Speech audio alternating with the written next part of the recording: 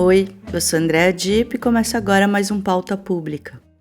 O episódio de hoje tem relatos sensíveis que podem ser desconfortáveis para algumas pessoas. Um jovem mergulha em uma piscina em um dia qualquer da primeira fase da sua adolescência. O garoto, por enquanto, ainda sonha em ser atleta. Seus braços vencem a tensão das águas e ele controla bem a respiração. O tempo para ele parece como uma meta.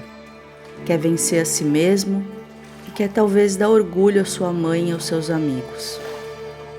Em algum momento, enquanto nadava, pode ser que tenham surgido outros sonhos em sua imaginação, outras vontades, outras águas para cruzar. Esse jovem se chama Rafael e muitos desses sonhos e desejos podem ter ficado pelo caminho alguns anos depois desse mergulho. Seu futuro será interrompido por um mal silencioso que invade a casa de milhões de pessoas. Algo que nasce quando o lucro insaciável de uns poucos importa mais do que a vida de muitos. Uma coisa que parece uma brincadeira, um passatempo quase inocente, mas que esconde uma estratégia perversa que está inundando a vida dos brasileiros de dívidas e desespero. O tsunami das bets destrói o presente e o futuro das pessoas.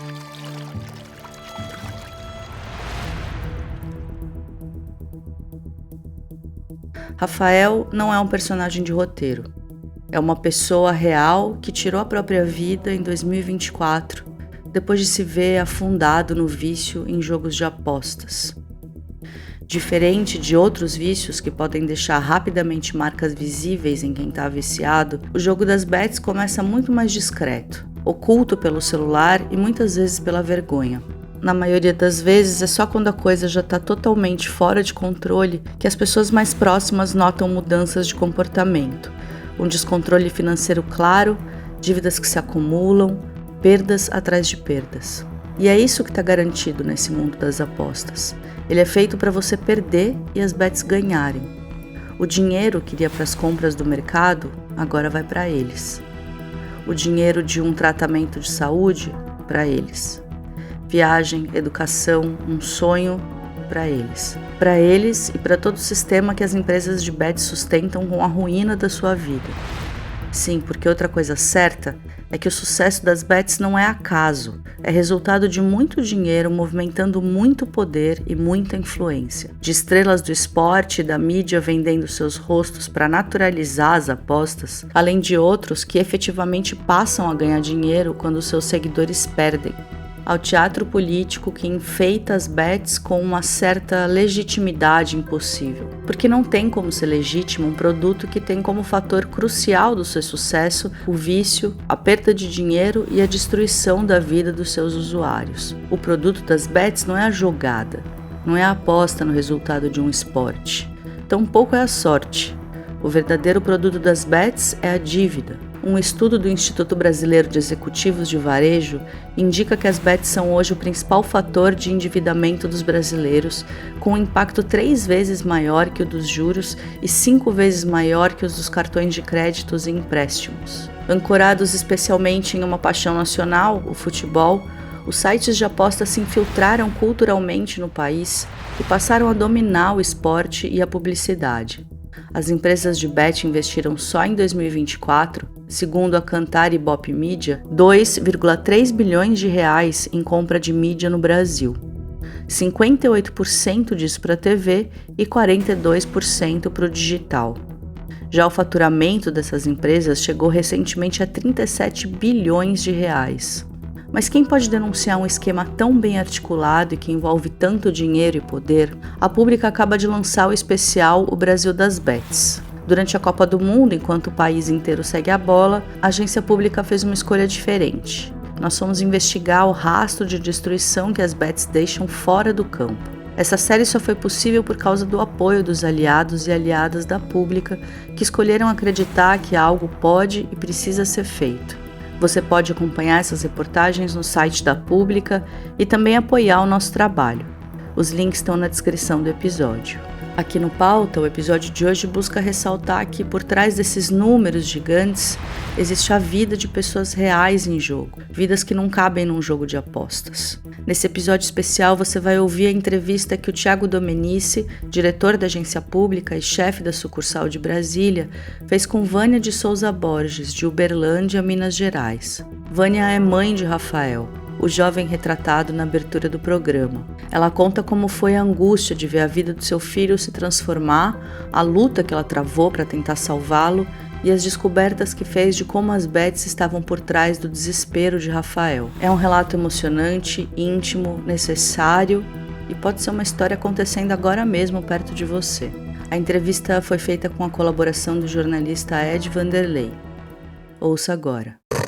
Então, Vânia, queria que você se apresentasse, né? Antes de tudo, falasse um pouco quem você é. Meu nome é Vânia, né? Vânia de Souza Borges, eu moro em Uberlândia, Minas Gerais. Sou professora da rede pública estadual e municipal. Eu tenho 54 anos e é isso. Sou mãe de 3 filhos, dona de casa, mãe, professora. E aí eu queria então começar perguntando para você quem era o Rafael, como ele era no dia a dia, se você pudesse descrever um pouco o Rafael para a gente. Certo. O Rafael, ele é o terceiro, né, terceiro filho meu, caçula. Ele, quando faleceu, tinha 26 anos de idade, era um garoto alegre, bom filho, carinhoso, bom irmão, uma pessoa, assim, batalhadora, lutava muito, trabalhava muito, sabe? Era muito brincalhão, muito extrovertido. E ele gostava de fazer o que no dia a dia? O que fazia o Rafael feliz? O Rafael, ele foi nadador durante muitos anos, ele foi atleta federado até os 15 anos de idade,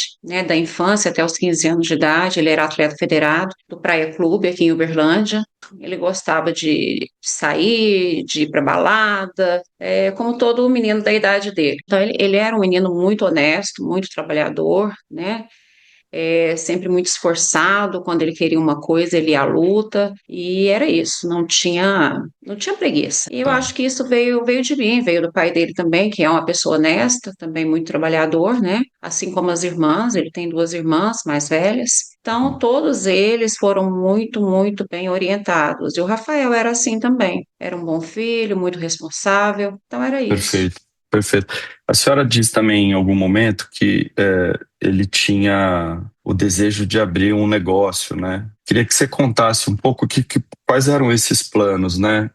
Assim, digamos, antes do acontecido, dessa tragédia. Como é que estavam um pouco os planos do Rafael? O que ele estava imaginando em fazer? Qual era a situação dele de momento, o retrato de momento, assim? O Rafael não quis ingressar na universidade, resolveu abrir o próprio negócio, ele abriu um MEI e foi trabalhar. Ele montou um lava-jato. E lá ele trabalhava muito. Trabalhava, ganhava relativamente bem. Ele guardava o dinheiro dele, a princípio guardava, comprava as coisas que ele gostava, sempre, sempre à vista, nunca foi menino de se endividar e trabalhava. Acordava muito cedo, espontaneamente, 5:30 da manhã, ia trabalhar. E a jornada dele era uma jornada bem puxada, né? Então era um Uhum, menino assim, cheio de sonhos, cheio de planos, e ele tinha a intenção de expandir o negócio dele, de uhum. aumentar, né? E ele vinha com esses planos há bastante tempo. Ele falava que ia montar algo maior, né? Que estava juntando dinheiro,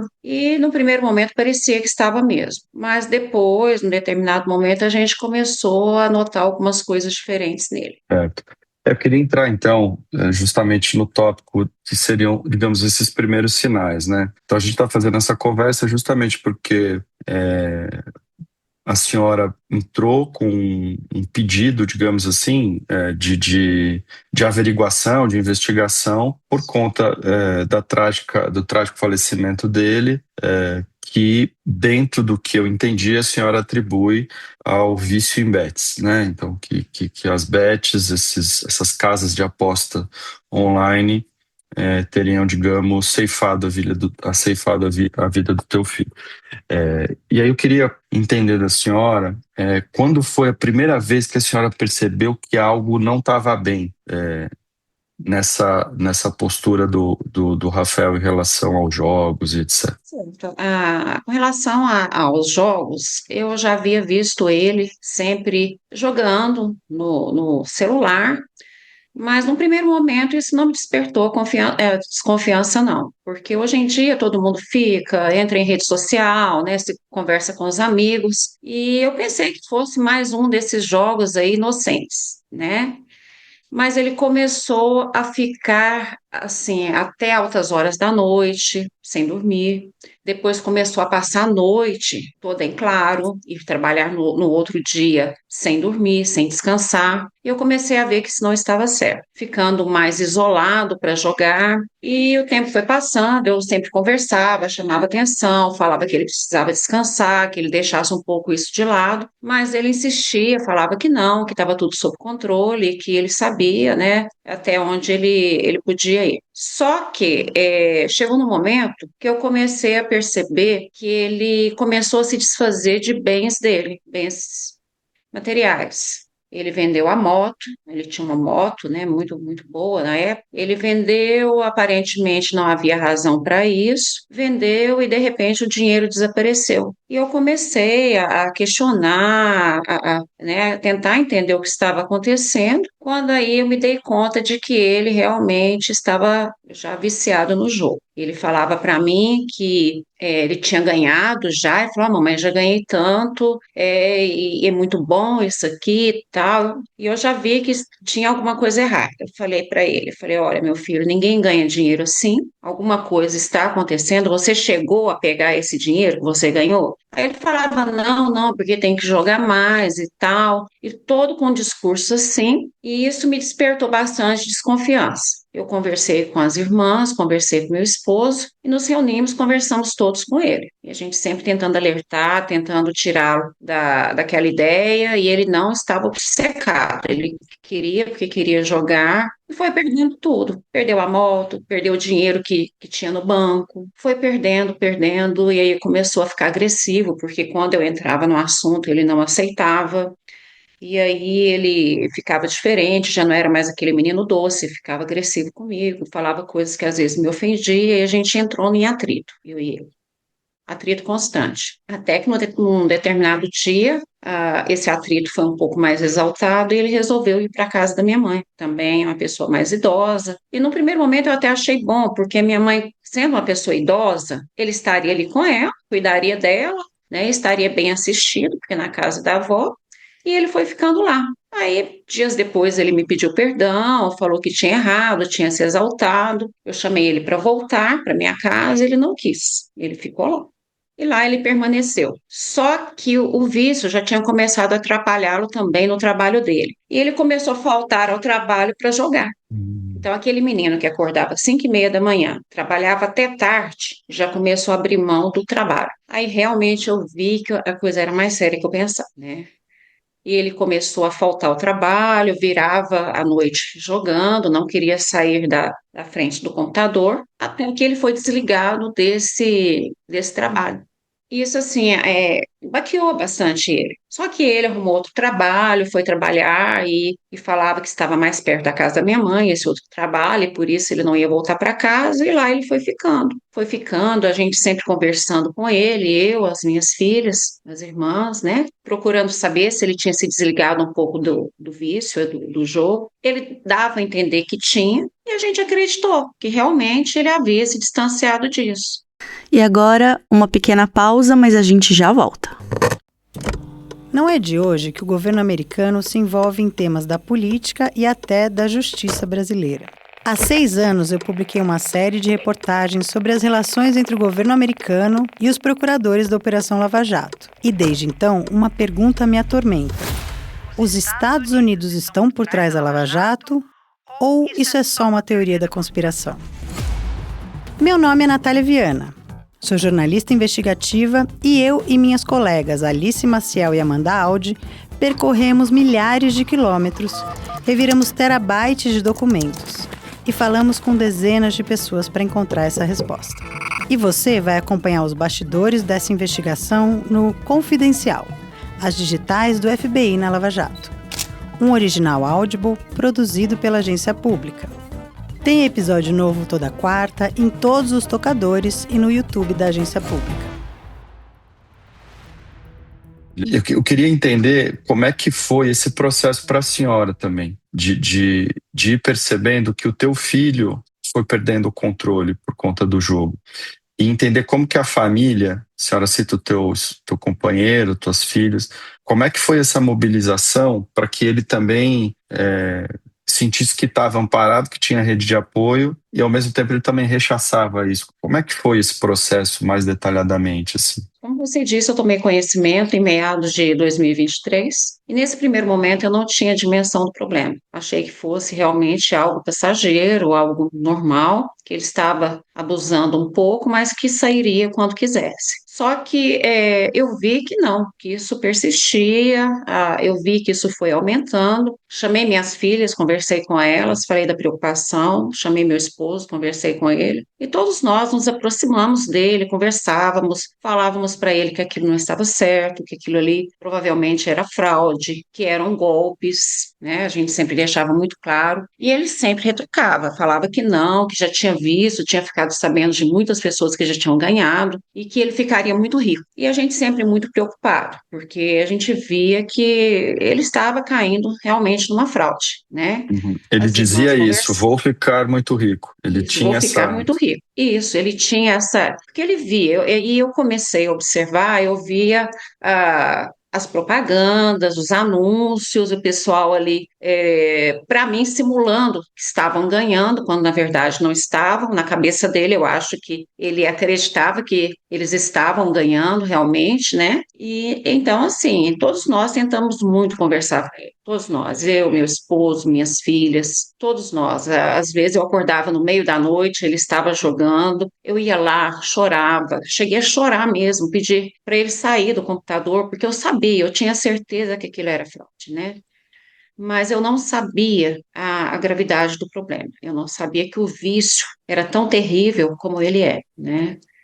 E aí, quando ele começou a ficar agressivo, e eu até senti um pouco de raiva, eu pensava, gente, como que pode uma pessoa não entender que isso aí é uma fraude? Eu cheguei a ficar irritada com ele várias vezes, porque para a gente que estava de fora era tão evidente isso, para nós não tínhamos dúvida, nós sabíamos que realmente ele estava sendo vítima de golpe, mas ele não enxergava. Por mais que nós tentássemos, por mais que nós insistíamos, ele não se dava conta da dimensão do problema, da gravidade.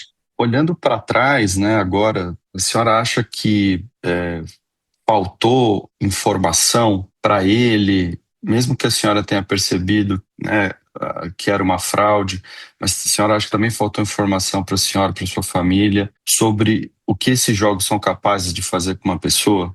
Certeza. Não tenho dúvida disso, não tenho dúvida, porque eu só fui ter realmente, começar a enxergar as coisas, começar a ver a gravidade do problema e ver que esse problema não era um problema isolado, que não estava acontecendo só na minha casa, após o ocorrido, após a morte dele. Foi aí, então que eu, procurando entender, procurando buscar respostas, é que eu pude descobrir, né, várias informações, ficar sabendo de áudios, conversas dele, e-mails. Eu tive acesso ao e-mail dele, eu tive acesso às redes sociais dele. Aí eu pude ver quanta publicidade, quanta pressão ele sofreu nesse tempo todo, né? Uhum. E aí que eu pude entender que esse vício, ele é mais sério do que a gente pensa. Eu comparo sempre ao uso de qualquer droga. É uma droga, sabe? Como o uso de cocaína, o vício em cocaína, o vício em outra droga, o crack. Eu sempre comparo a isso, porque aí eu pude ver outros relatos, tive acesso também a outra rede social, ao Telegram. Entrei num grupo de pessoas que buscam ajuda, buscam se ajudar, porque estão na mesma situação. Esse grupo tinha mais de 2.000 pessoas, todas elas em estado de sofrimento intenso.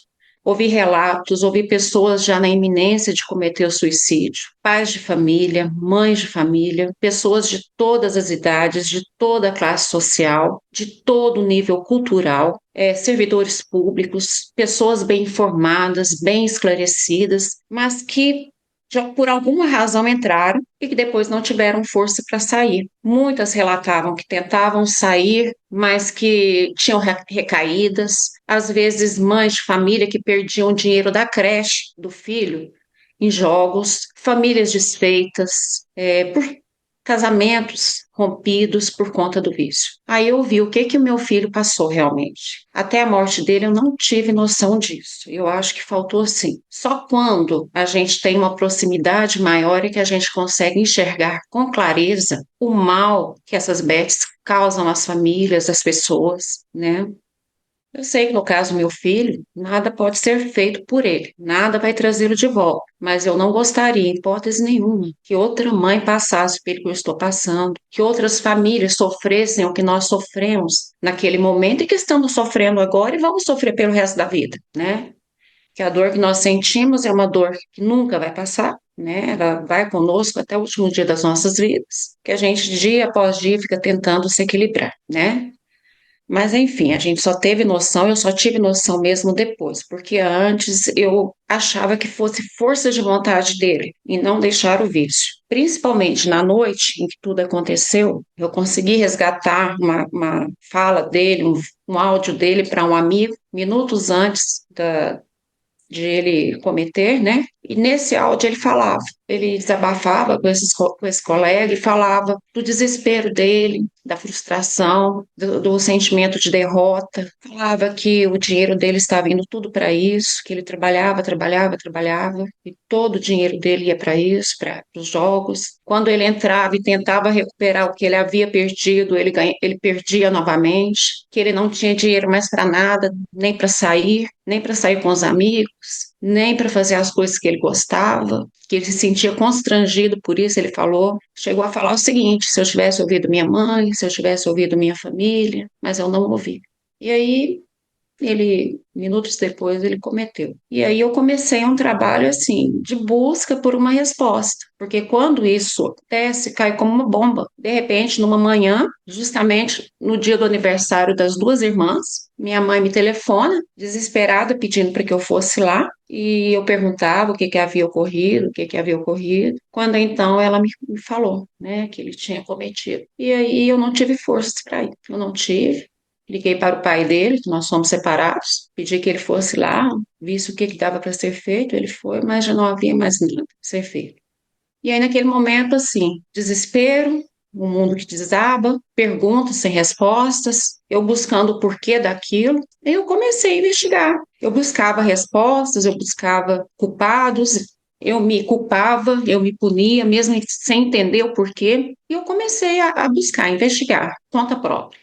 Tentei resgatar as senhas dele, como ele havia entrado pelas redes sociais. Entrei no Instagram, peguei o áudio dele com esse colega e aí eu fiquei sabendo o que ele estava passando. E lá ele falava: olha, eu já perdi tudo, cheguei a pensar em fazer isso. Durante o velório, colegas também me relataram que ele falava que se perdesse novamente, ele iria fazer isso porque ele não suportava mais. Então, assim, aí que eu vi que realmente o falecimento dele estava diretamente associado às bets, né? Comecei a investigar, ver as contas bancárias dele, ver transferências bancárias na noite do ocorrido, vi que ele transferiu valores para determinadas contas, tentei investigar e mais a fundo, mas eu não consegui, né? Tem a questão do sigilo, e assim, até onde eu pude, eu fui, mas eu não tive dúvida de que tudo tivesse ocorrido por conta das bets, eu não tenho dúvida nenhuma disso. Entendi. Nossa, que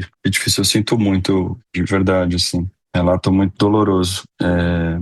A senhora comentou que, depois do ocorrido, fez essa investigação por conta própria, né? Que acessou os e-mails, as redes sociais dele.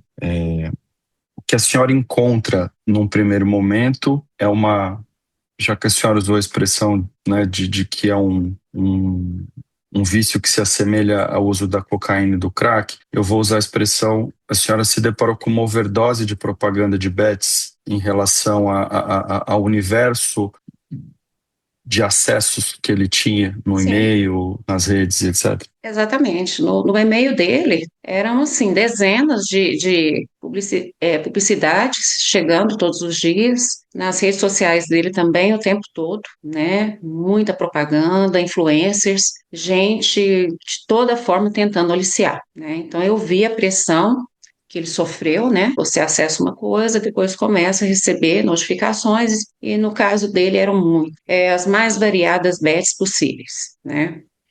E aí eu fui verificando, vendo quais eram os influencers que faziam publicidade para essas bets, né? Porque eu acho que eles têm também uma responsabilidade aí, juntamente com essas plataformas. Procurei a Polícia Civil na época, a Polícia Civil me recebeu assim com bastante indiferença, por ser um autoextermínio, pressupõe que não há uma pessoa que tenha diretamente contribuído para a morte dele, mas é que eu sei que tem porque foi por conta, né, dessas bets que ele fez o que fez, mas aí não encontrei o apoio que eu queria na polícia, recorri ao Ministério Público, procurei o Ministério Público, tentei também relatar tudo, tanto ao Ministério Público, a promotoria da criminal, quanto a promotoria da defesa do consumidor, mas outro dia recebi a resposta que o processo iria ser arquivado, porque nada ficou comprovado, e eu percebo assim que é uma coisa que sozinha eu não vou conseguir nunca,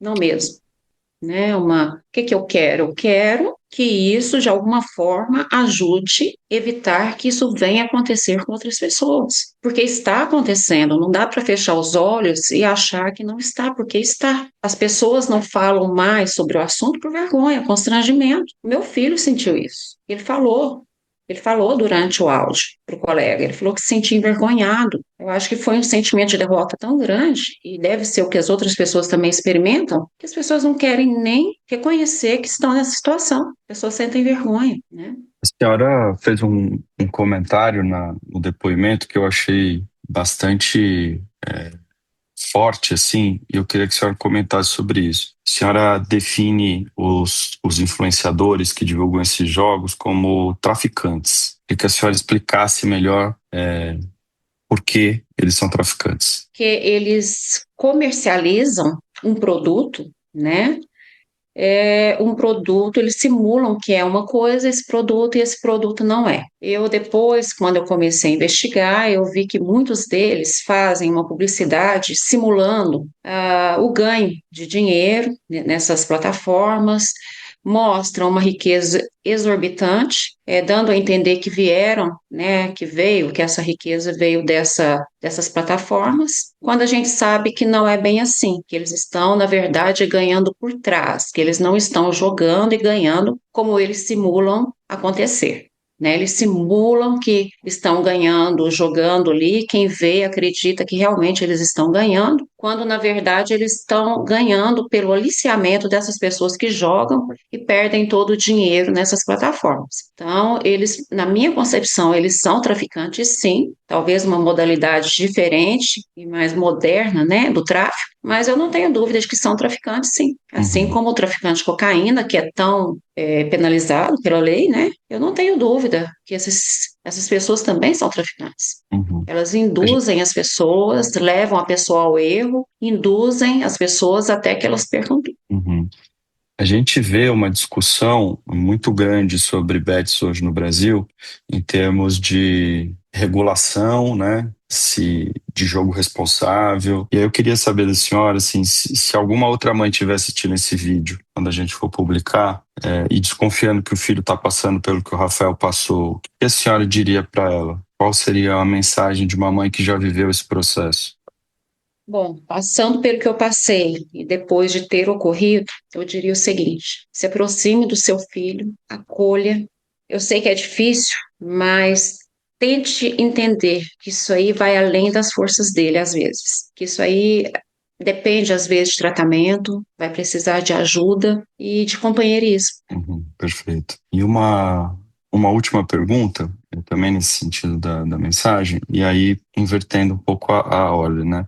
Se essa mensagem pudesse chegar para quem lucra com esses jogos, influenciadores, as empresas, quem deveria fiscalizar, o que a senhora gostaria de dizer? Gostaria de dizer que eles se colocassem no lugar das famílias que estão passando pelo que nós estamos passando, que eles pensassem se isso acontecesse com os filhos deles, com a família, com os irmãos, o que eles achariam disso? Será que isso não doeria neles? Será que eles não têm sentimento? Não pensam no que a gente passa? Eu vejo relato de pessoas que perderam tudo, deixaram a família toda endividada.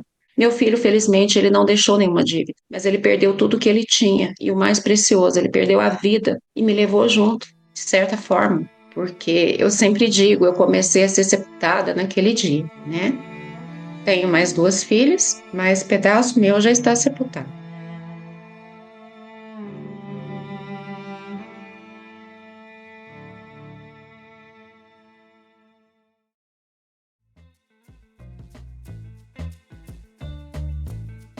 Para que investigações como essa continuem de pé, longe do dinheiro das apostas, a gente precisa que mais pessoas entrem para o nosso time. Você pode apoiar essa e outras produções da Agência Pública acessando apoie.apublica.org. Você também pode fazer um Pix de qualquer valor para contato@apublica.org. Faça parte desse grupo, seja um aliado ou uma aliada da Pública. E a quem já nos apoia, fica aqui o agradecimento. Até a semana que vem, gente. Um abraço. O Pauta Pública é apresentado e conduzido por Andréa Dipp. A produção é da Estela Diogo. A edição e roteiro é de Ricardo Terto. A identidade visual foi criada pela Tainá Gonçalves. A coordenação de podcasts é da Sofia Amaral. A coordenação das redes sociais é da Lorena Morgana. Os teasers e chamadas nas redes sociais são feitos pela Etienne Karen. A publicação no site é do Guilherme Silva e da Rafaela Ribeiro. A trilha sonora original foi composta pelo Pedro Vituri. Você pode falar com a gente através do e-mail podcasts@apublica.org. O Pauta Pública é uma produção da Agência Pública de Jornalismo Investigativo.